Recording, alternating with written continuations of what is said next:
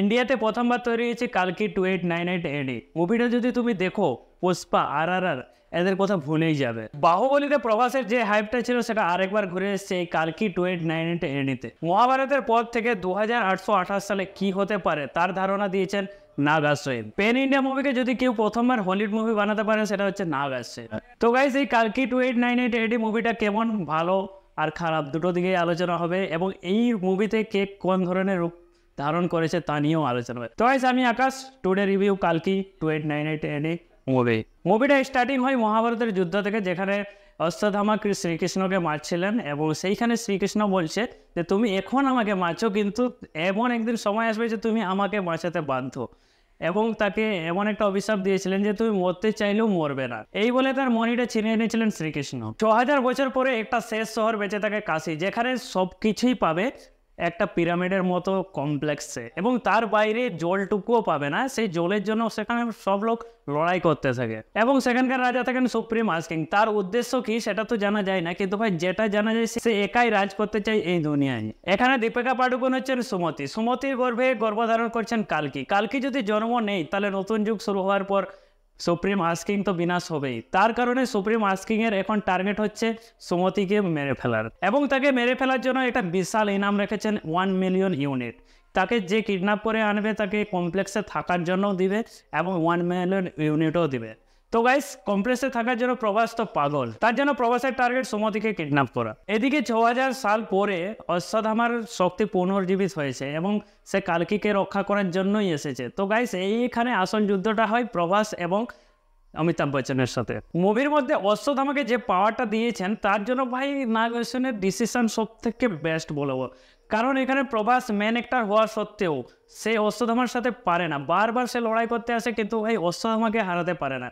এখানে যদি প্রভাস অশ্বত্থামাকে হারিয়ে যেত তাহলে সেই পুরাতন মুভির মতো একবার হারার পরে নেক্সট বার জিতে যাওয়া, এটা একটা আনলজিক্যাল হয়ে যেত। কিন্তু ভাই বারবার লড়াই হওয়ার পরেও কিন্তু অশ্বত্থামাকে প্রভাস হারাতে পারে না। এই ব্যাপারটা কিন্তু খুব দারুণ হয়েছে। এখানে মেন ক্যারেক্টার হচ্ছে প্রভাস। প্রভাসকে বেশিরভাগ কমেডি করতেই দেখা যাচ্ছে, কিন্তু ভাই কমেডির জন্য ব্রহ্মানন্দ আছে, বাট ব্রহ্মানন্দের তেমন কোনো এখানে দেয়নি, হয়তো নেক্সট পার্টের জন্য দিতে পারে। মুভিতে সব বড় বড় কেমিও আছে, একবার বার হওয়া স্টার্ট করলে ওই লাগাতার একটার পর একটা কেমিও দেখতে পাবে। এখানে মৃণাল ঠাকুর, SS রাজামৌলিকে দেখতে পাবে, কিন্তু ভাই 1-2 মিনিটের জন্য। এবং এখানে বিজয় দেবরাকুন্ডা হচ্ছে অর্জুন, ভাই তার লুকটা যে লাগে না পুরো মাস্ট। এবং প্রভাস হচ্ছেন কর্ণ, সে নিজেই জানে না কিন্তু সে কর্ণ বলে। মুভি চলাকালীন মাঝে মাঝে যে ফ্ল্যাশব্যাক গুলা দেয় মহাভারতের, ভাই সেই সিনগুলো যা করেছে এখানে একটুও তুমি মানে খোঁজ বার করতে পারবে না VFX এর দিক থেকে। মুভিতে প্রথম থেকে লাস্ট পর্যন্ত যতগুলো ফ্রেম ইউজ হয়েছে প্রত্যেকটা ফ্রেমে পুরো নিখুঁতভাবে ডিটেলসটাকে লক্ষ্য করা হয়েছে,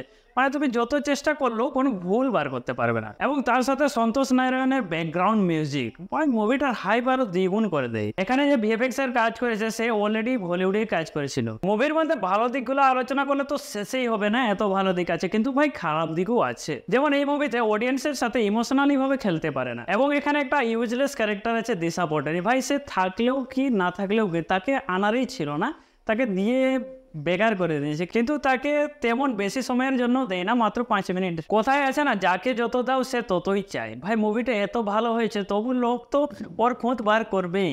এখানে নেগেটিভ রোলে দেখতে পাবো কমল হাসানকে। ভাই কমল হাসানের যে অ্যাক্টিং আর ওর যে ফেসের প্রেজেন্টেশন, ভাই ওটা মারাত্মক, পুরো ডেডপুলের মতো, এবং তাকে দেখলে বোঝা যায় যে সে কতটা শক্তিশালী হতে পারে। তো গাইস, মুভিটা 3 ঘন্টা হওয়া সত্ত্বেও তুমি প্রথম থেকে লাস্ট পর্যন্ত একটুও বিরক্তি হবে না, কিন্তু প্রথম কিছু সময় তোমাকে একটু জাস্ট এদিক ওদিক লাগতেই পারে, কিন্তু ভাই ক্লাইম্যাক্সের পর থেকে মুভিটা এমন হাইপ তৈরি করে না তুমি ভুলতেই পারবে না।